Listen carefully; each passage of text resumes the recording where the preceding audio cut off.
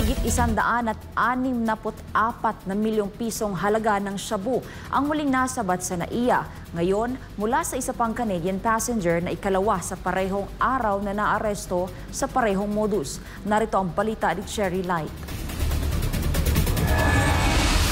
Arestado ang isang babaeng pasahero mula Canada sa NAIA Terminal 3 nitong Hulyo 14 matapos matuklasan sa kanyang bagahe ang hininalaang shabu na tinatayang nagkakalaga ng 164 na milyong piso. Ayon sa Philippine National Police Aviation Security Group o PNP-AFSI Group, nadiskubre ang kahina-hinalang mga sangkap sa bagahe ng dayuhan sa pamamagitan ng X-ray screening ng Office for Transportation Security. Dahil dito, agad na nagsagawa ng masusing manual inspection ang Bureau of Customs kung saan nadiskubre ang mga plastic bag na naglalaman ng puting kristal na substansya. Kinumpirma ng Philippine Drug Enforcement Agency o PDEA na ang nasabing substansya ay methamphetamine hydrochloride o shabu na may kabuang timbang na 24.2 kilo at may street value na may 164,770,800 pesos. Ang insidenteng ito ay ikalawang drug seizure sa parehong araw na kinasasangkutan ng mga pasaherong mula Canada. Sa ngayon nasa kustodiya na ng NAIA IADITG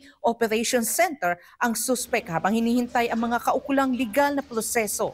Hawak na rin ng PDEA ang mga ebidensya para sa isinasagawang malalim na investigasyon. Para sa Diyos at sa Pilipinas kumahal, Cherry Light, SMNA News.